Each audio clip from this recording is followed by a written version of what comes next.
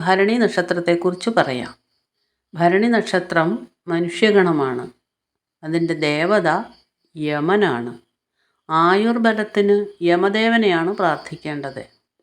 നെല്ലിയാണ് ഭരണിയുടെ വൃക്ഷം. ഭരണി നക്ഷത്രക്കാർ ഒരിക്കലും നെല്ലിമരത്തെ നശിപ്പിക്കുകയോ നിന്ദിക്കുകയോ ചെയ്യരുത്. കഴിയുമെങ്കിൽ നെല്ലിയെ കാണുമ്പോൾ ഒന്ന് തൊട്ട് പ്രാർത്ഥിക്കുന്നത് നല്ലതാണ്. പുള്ളാണ് പക്ഷി. ആനയാണ് ഭരണിയുടെ മൃഗം. ആനയെയും പ്രത്യേകിച്ച് ഗണപതിയെയും പ്രാർത്ഥിക്കുന്നത് നല്ലതാണ്.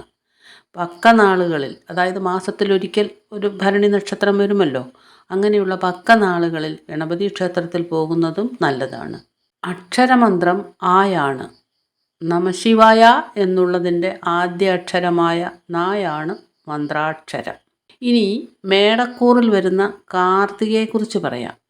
കാർത്തിക നക്ഷത്രത്തിൻ്റെ ആദ്യത്തെ കാൽഭാഗം മാത്രമേ മേടത്തിൽ വരുന്നുള്ളൂ. ബാക്കി മുക്കാൽ ഭാഗം ഇടവക്കൂറാണ്. ഒരു രാശിയിൽ 2.25 നക്ഷത്രമേ ഉണ്ടാകൂ. മേടത്തിൽ അശ്വതിയും ഭരണിയും കാർത്തികയുടെ കാൽഭാഗവും ഉണ്ടാകും. കാർത്തിക മേടക്കൂറായാലും ഇടവക്കൂറായാലും ഗണവും ദേവതയും പക്ഷിയും മൃഗവും അക്ഷരവും മന്ത്രാക്ഷരവും ഒന്നും ഒരു മാറ്റവുമില്ല.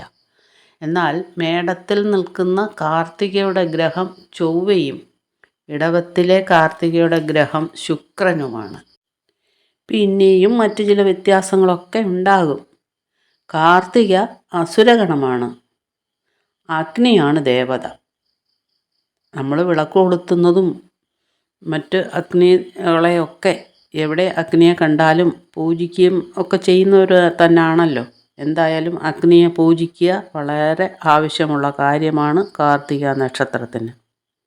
കാർത്തിക നക്ഷത്രത്തിൻ്റെ മൃഗം ആടാണ്. ഒരു കാരണവശാലും ആടുകളെ ഉപദ്രവിക്കരുത്. കാർത്തിക നക്ഷത്രത്തിൻ്റെ വൃക്ഷം അത്തിയാണ്. അത് നട്ടു വളർത്താൻ കഴിയുമെങ്കിൽ അങ്ങനെ ചെയ്യുന്നത് ഏറ്റവും നല്ലത് തന്നെ കേട്ടോ. അശ്വതിയും ഭരണിയും കാർത്തികയുടെ കാൽഭാഗവും മേടക്കൂറാണെന്ന് പറഞ്ഞുവല്ലോ. 2025 മാർച്ച് 29, അതായത് മീനം 15 ശനിയുടെ പകർച്ചയുണ്ടാകുന്നുണ്ട്.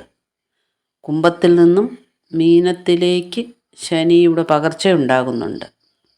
മേടക്കൂറുകാർക്ക് 7.5 ശനിയുടെ ആരംഭവുമാണത്. ഈ നക്ഷത്രക്കാർ ശനിദേവനെ പ്രാർത്ഥിച്ച് ശനിദോഷം കുറയ്ക്കണം. അയ്യപ്പ ക്ഷേത്രത്തിലോ ശിവക്ഷേത്രത്തിലോ ഒക്കെ മാസം തോറുമെങ്കിലും കുറഞ്ഞത് പോകുന്നത് ശനിദോഷം മാറാൻ നല്ലത് തന്നെ. 7.5 വർഷത്തേക്കാണ് 7.5 ശനി.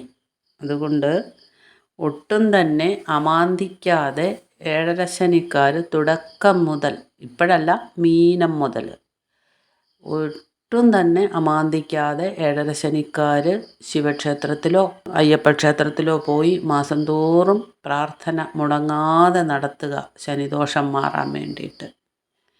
അപ്പോൾ ശനിദോഷം എന്ന് പറയുന്നത് 7.5 വർഷത്തേക്കാണ്. 7.5 അണ്ടശനി എന്ന് പറഞ്ഞാൽ 7.5 വർഷത്തേക്ക് തന്നെ. അത് കൂടിയും കുറഞ്ഞും ഒക്കെ ദോഷം തീർച്ചയായിട്ടും ഉണ്ടായിക്കൊണ്ടിരിക്കും. 7.5 ശനി അനുഭവത്തിൽ വരാത്ത വളരെ കുറച്ച് ആളുകളെ ഉണ്ടാകൂ. ആർക്കും ഒരാപത്തും ഉണ്ടാകാതിരിക്കട്ടെ.